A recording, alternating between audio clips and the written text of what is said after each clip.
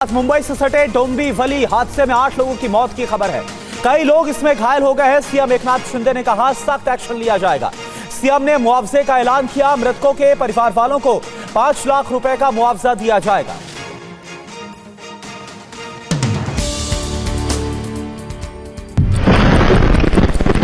धमाका इतना जोरदार था कि इसकी गूंज 3 किलोमीटर दूर तक सुनी गई। आसपास की इमारतों के शीशे टूट गए। इस हादसे में 8 लोगों की मौत हो गई, जबकि कई लोग घायल हो गए। ब्लास्ट से कुछ गाड़ियों को नुकसान हुआ है। धमाके के बाद आसमान में उठते काले धुएं का गुबार दूर से दिखाई दे रहा था। मुख्यमंत्री एकनाथ शिंदे ने घटनास्थल का दौरा कर जानकारी ली। मामले की उच्च स्तरीय जाँच के आदेश दिए हैं। सरकार ने 5-5 लाख रुपए मुआवजे का ऐलान किया है।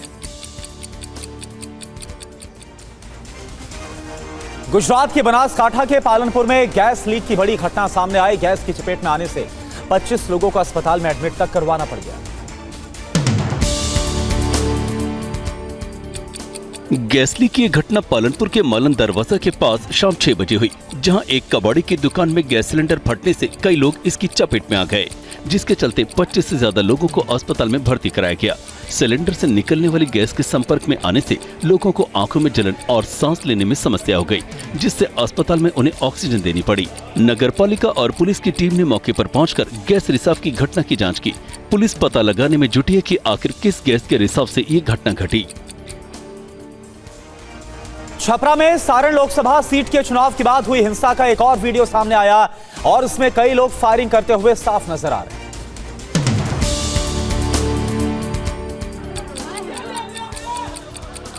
तस्वीरें बिहार के सारण लोकसभा सीट की हैं, जहां कुछ बदमाश गोलियां चलाते हुए दिखाई दे रहे हैं।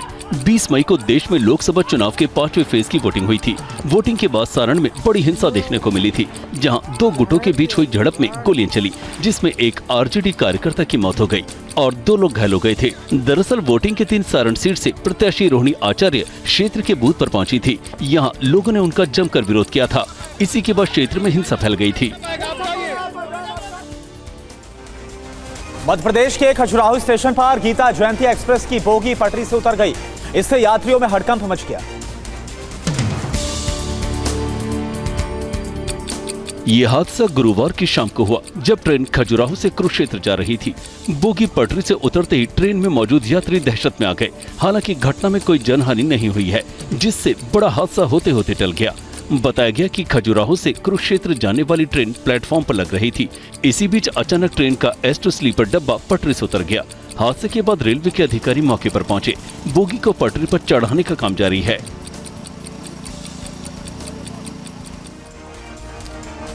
राजस्थान के बाड़मेर जिले से एक हैरान कर देने वाला वीडियो सामने आया। ये वीडियो आपकी रूह कपा देगा। इंसानियत को शर्मसार कर देने वाली ये तस्वीर आपको झकझोर देगी। वीडियो में महिला अपने देवरानी के बच्चे को जहर देते हुए नजर आ रही है। दावा है कि इससे पहले भी महिला के 2 बच्चों की संदिग्ध हालत में अचानक मौत हो गई थी। इस वजह से महिला को अपनी जेठानी पर शक था, इसलिए महिला नहाने के लिए जाने से पहले कैमरा ऑन करके गई थी और उसी वक्त उसकी जेठानी आई और बच्चे को जहर दिया। बच्चे की हालत बिगड़ने पर उसे तुरंत ट्रीटमेंट के लिए एडमिट किया गया। 3 दिन तक बच्चा ICU में एडमिट रहा। हालांकि बच्चे को बचा लिया गया है। कोटा में चलती बाइक पर रोमांस कर रहे एक युवक और युवती का वीडियो वायरल होने के बाद पुलिस ने हिरासत में लेकर माफी मंगवाई। सोशल मीडिया पर वायरल होने के लिए आए दिन लोग अलग अलग हथकंडे अपना रहे हैं, जिसमें सरकारी नियमों की धज्जियां उड़ा देने वाले भी वीडियो सामने आते रहते हैं। ऐसा ही एक वीडियो कोटा से सामने आया, जिसमें युवक युवती अश्लील हरकत करते नजर आए, जिसके बाद पुलिस ने उन्हें गिरफ्तार कर माफी मंगवाई।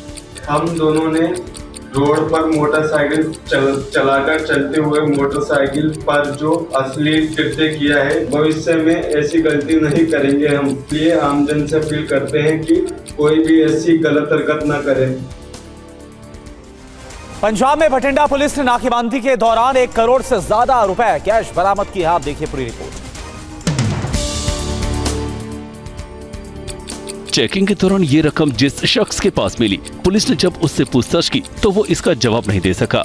आरोपी पुलिस को नहीं बता पाया कि कैश कहां से लाया था और कहां ले जा रहा है, जिसके बाद पुलिस ने उसे हिरासत में ले लिया और बरामद किए गए कैश को इनकम टैक्स को सौंप दिया। दरअसल पुलिस चुनाव से पहले चेकिंग अभियान चला रही है, जिसमें भटिंडा के एक गांव डोमवाली में बस को रोककर चेकिंग की गई, जिसमें पुलिस ने एक शख्स के पास से 1 करोड़ 20 लाख रुपए बरामद किए। कल होने वाले मतदान को लेकर दिल्ली पुलिस ने पूरी तैयारियां कर ली है। सुरक्षा के लिए दिल्ली पुलिस ने कई इलाकों में फ्लैग मार्च निकाला। स्टेशन को 112 नंबर पर तस्वीरें दिल्ली पुलिस के निकाले फ्लैग मार्च की हैं। चुनाव के दिन दिल्ली में शांति व्यवस्था बनाए रखने और असामाजिक तत्वों को काबू करने के लिए दिल्ली पुलिस ने फ्लैग मार्च निकाला है। इस फ्लैग मार्च में पैरामिलिट्री फोर्स के जवान भी शामिल हुए।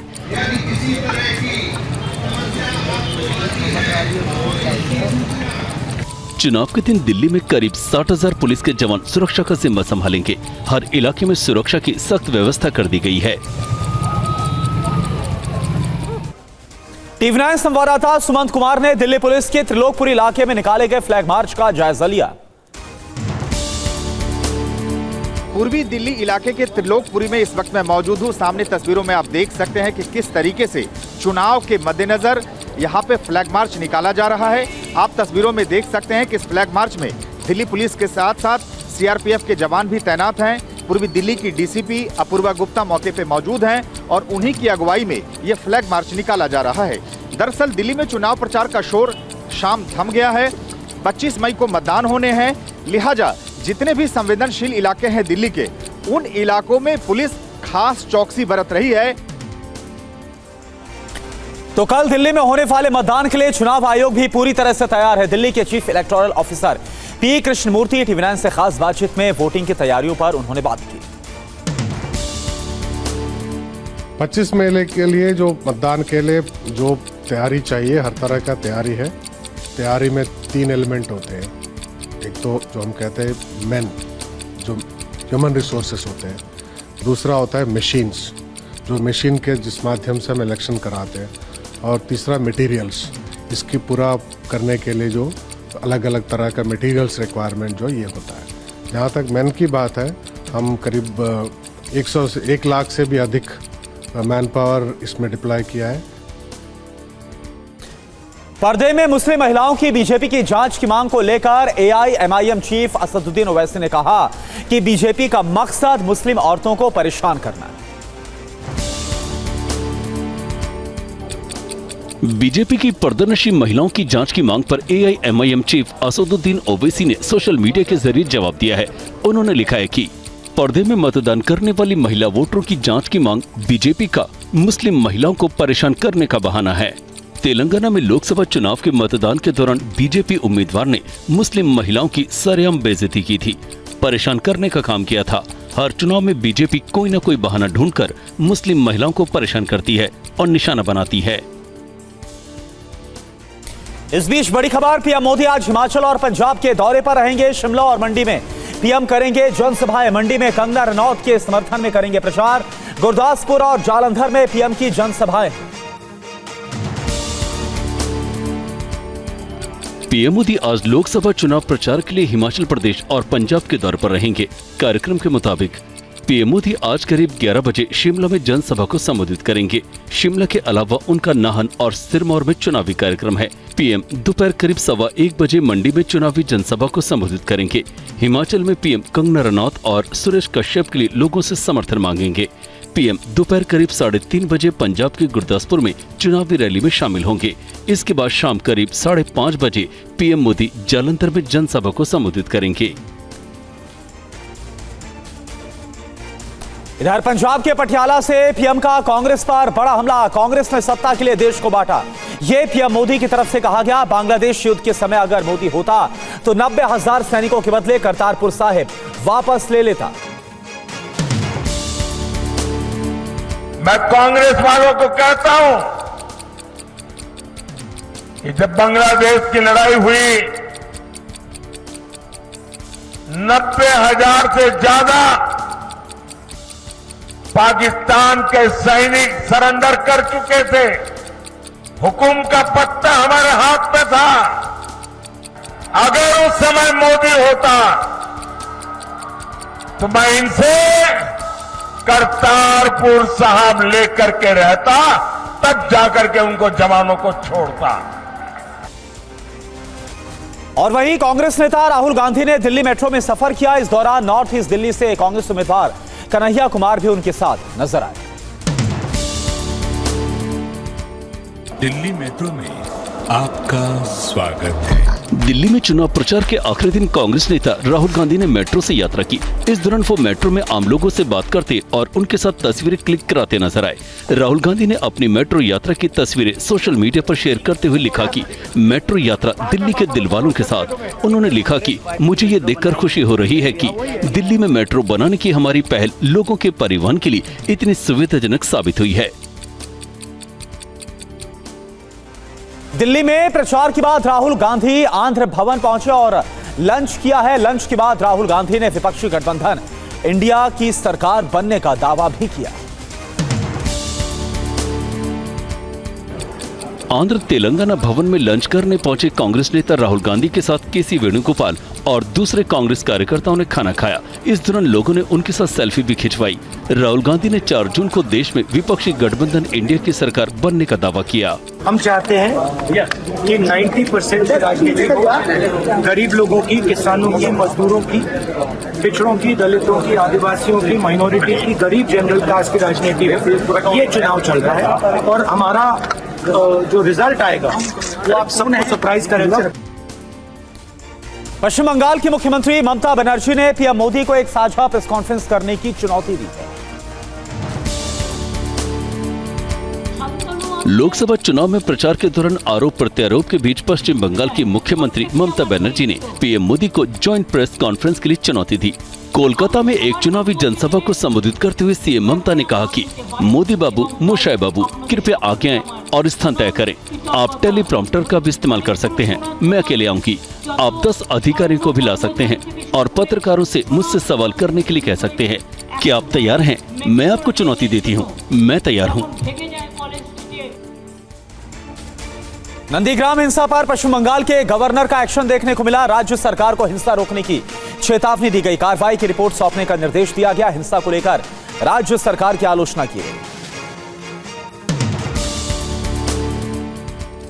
पूर्व मेदिनीपुर के नंदीग्राम में हुई बीजेपी की महिला कार्यकर्ता की हत्या मामले में पश्चिम बंगाल के राज्यपाल सीवी आनंद बोस ने ममता सरकार की तीखी आलोचना की है। उन्होंने नंदीग्राम हिंसा पर सीएम ममता बनर्जी को तत्काल कार्रवाई की रिपोर्ट उन्हें सौंपने के निर्देश दिए हैं। उन्होंने सरकार को रक्त रंजित हिंसा को रोकने की चेतावनी दी है। बीजेपी की महिला कार्यकर्ता की मौत के बाद नंदीग्राम में जमकर हिंसा हुई। कई जगहों पर बीजेपी और टीएमसी नेताओं के बीच मारपीट और झड़प हुई। हालात को काबू करने के लिए पुलिस के साथ सेंट्रल फोर्स को तैनात किया गया। नंदीग्राम में हुई हिंसा को लेकर बीजेपी ने आरोप लगाया कि यह हमला टीएमसी कार्यकर्ताओं ने किया। नंदीग्राम में हुई हिंसा के बाद पूरे इलाके में तनाव बढ़ गया। हमले के खिलाफ बीजेपी ने नंदीग्राम में विरोध प्रदर्शन निकाला। पूरे इलाके को बंद करने का ऐलान किया। शहर के पुलिस स्टेशन के बाहर भी प्रदर्शन किया गया। बीजेपी के प्रदर्शन को बढ़ता देख बड़ी संख्या में पुलिस फोर्स की तैनाती की गई। सड़क खुलवाने के लिए कई जगहों पर लाठीचार्ज किया गया है। इसमें भी कई लोगों को चोट आई है। गुस्से में प्रदर्शनकारियों ने सड़क किनारे कुछ घरों और दुकानों में आग लगा दी। पश्चिम बंगाल विधानसभा के नेता प्रतिपक्ष शुभेंदु अधिकारी ने अस्पताल में घायल बीजेपी कार्यकर्ताओं से मुलाकात भी की। नंदीग्राम हिंसा को लेकर कांग्रेस ने जहां चुनाव आयोग से कड़ी कार्रवाई की मांग की, तो वहीं टीएमसी ने इसे बीजेपी का आंतरिक मामला करार दिया। नंदीग्राम हिंसा को लेकर कांग्रेस नेता अधीर रंजन चौधरी ने कहा कि बंगाल सरकार नहीं चाहती कि लोग चुनाव में हिस्सा लें। बंगाल में तो क्या होने वाला है ये सोचकर मैं बड़ा शंकित हूँ और सत्तारूढ़ पार्टी बंगाल को चाहते हैं कि बंगाल में आम लोग चुनाव में हिस्सा ना ले। वहीं टीएमसी ने इसे बीजेपी का आंतरिक मामला करार दिया है। किसी का भी जान जाए ये तृणमूल कांग्रेस कभी नहीं चाहते हैं और तृणमूल कांग्रेस इसमें किसी भी तरह का कोई इन्वॉल्वमेंट नहीं है। ये पूरा बीजेपी का आपस की लड़ाई है। दिल्ली के सीएम अरविंद केजरीवाल ने बीजेपी पर आरोप लगाते हुए कहा कि पहले मुझे तोड़ने की कोशिश हुई, अब मेरे माता पिता को भी निशाना बनाया जा रहा है। मोदी जी, 21 मार्च को आपने जब मुझे गिरफ्तार किया था, उसी दिन दोपहर को वो अस्पतालों से कुछ दिनों के बाद लौटी थी छुट्टी लेके। मेरे पिताजी 85 वर्ष के हैं, उन्हें ठीक से सुनाई भी नहीं पड़ता। क्या आपको लगता है मेरे माता पिता गुनहगार हैं? अपनी पुलिस से उनकी पूछताछ क्यों करवा रहे हैं? मेरे बूढ़े और बीमार माता पिता को क्यों प्रताड़ित कर रहे हैं? आपकी लड़ाई मुझसे है, मेरे माता पिता को प्रताड़ित करना बंद कर दीजिए। पीएम मोदी, केंद्रीय गृह मंत्री अमित शाह के बिहार दौरे को लेकर आरजेडी नेता तेजस्वी यादव ने तंज कसा, क्या कहा आप देखिए। तेजस्वी यादव ने कहा, विपक्षी गठबंधन इंडिया को ठकाठक वोट मिल रहे हैं और बिहार में माहौल टनाटन है, इसलिए वो आ रहे हैं। हमने जो बोला माहौल टनाटन टनाटन टनाटन, बीजेपी सफाचट सफाचट सफाचट, इंडिया महागठबंधन को वोट मिल रहा है ठकाठक ठकाठक ठकाठक, इसीलिए वो आ रहे हैं। और क्या कर रहे हैं? अब तक 200 सभाओं के पूरा होने के मौके पर हेलीकॉप्टर में केक काटा और वीडियो सोशल मीडिया पर पोस्ट किया। और वहीं केंद्रीय मंत्री धर्मेंद्र प्रधान ने टीवी9 से खास बातचीत में ओडिशा में बीजेपी सरकार बनने का दावा किया और बीजेडी सरकार पर कई आरोप लगाए। पहले ही मेरा आरोप था इस सरकार के ऊपर, 24 साल शासन में रहने के बाद पीने की पानी उपलब्ध नहीं करा पाए।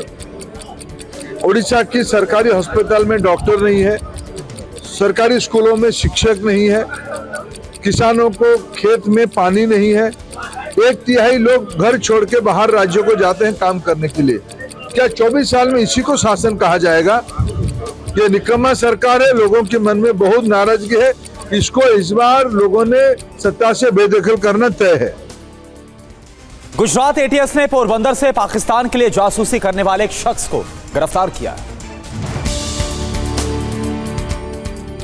जतिन चरणीय नाम के इस युवक को गुजरात एटीएस ने गिरफ्तार किया है। इस पर आरोप है कि व्यवसाय के साथ साथ पाकिस्तान के लिए जासूसी का काम करता है। आरोपी पिछले 4 महीनों से पाकिस्तानी एजेंट के संपर्क में है, जो भारतीय तटरक्षक बल, फेसबुक, मैसेंजर, फिर व्हाट्सएप और टेलीग्राम जैसे चैट एप्लीकेशन के माध्यम से पाकिस्तानी एजेंटों को जहाजों के बारे में जानकारी भेजता था, जिसके बदले उसे अच्छी रकम मिलती थी। अब पुलिस ने उसे गिरफ्तार कर आगे की जांच शुरू कर दी है। और एक ब्रेकिंग न्यूज है, चलती रोडवेज बस में अचानक आग लग गई है। यूपी के सीतापुर में हुआ हादसा, बाल बाल बच्चे बस में सवार यात्री, टैंक का डीजल लीक होने की वजह से लगी आग। और ये देखिए तस्वीरें आपको दिखा रहे हैं, रोडवेज का ये बस बताया जा रहा है जिसमें भीषण आग लग गई। पूरी बस आग की चपेट में थी, बाल बाल बच्चे हैं यात्री। खबर राजस्थान से। राजस्थान में भीषण गर्मी ने जमकर कहर बरपा रखा है। हीट वेव से राज्य में 5 लोगों की मौत हो गई है। प्रचंड गर्मी से लोगों का हाल बेहाल है। सुबह से ही धूप और लू के थपेड़े चलने शुरू हो जाते हैं, जिससे लोगों का घरों से बाहर निकलना मुश्किल हो गया है। जैसलमेर में भीषण गर्मी ने एक शख्स की जान ले ली, जबकि पूरे राज्य में लू और गर्मी से अब तक 5 लोगों की जान जा चुकी है। मौसम विभाग के मुताबिक अगले 4 से 5 दिन तापमान 2 से 5 डिग्री ज्यादा होने की आशंका है। भीषण गर्मी और तीव्र लू के चलते राज्य सरकार ने गाइडलाइन जारी की है। अलग अलग जिलों में लोगों को भीषण गर्मी से बचाने के लिए एडवाइजरी जारी की गई है। दिल्ली के स्कूलों, अस्पतालों और एयरपोर्ट के बाद अब दिल्ली विश्वविद्यालय के कॉलेजों को भी बॉम्ब से उड़ाने की धमकी मिली है।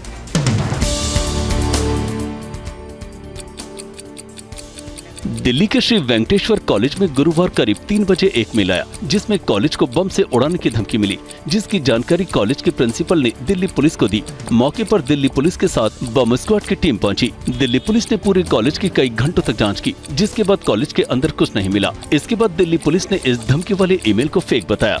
इससे पहले 7 मार्च को डीयू के रामलाल आनंद कॉलेज को भी बम से उड़ाने की धमकी मिली थी।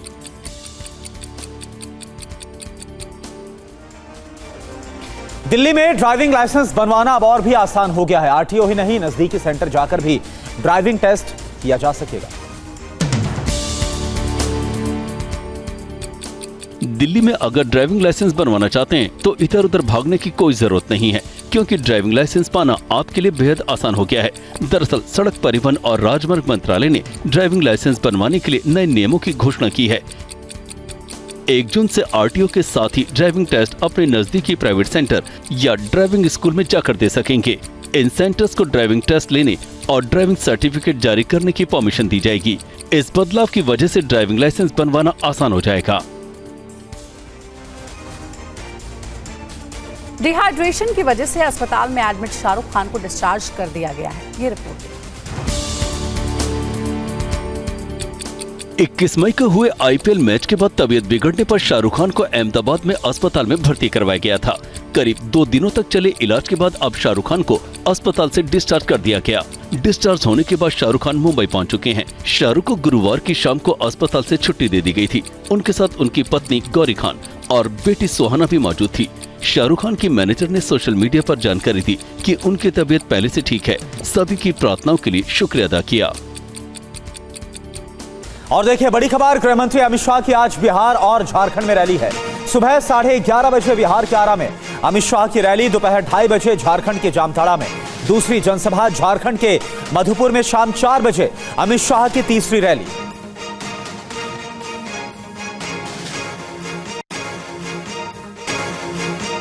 और एक बड़ी खबर आ रही है लोकसभा चुनाव को लेकर। दिल्ली मेट्रो का बड़ा फैसला। दिल्ली में कल सुबह 4 बजे से शुरू होगी मेट्रो सेवा। दिल्ली की सभी 7 लोकसभा सीटों पर कल होगी वोटिंग।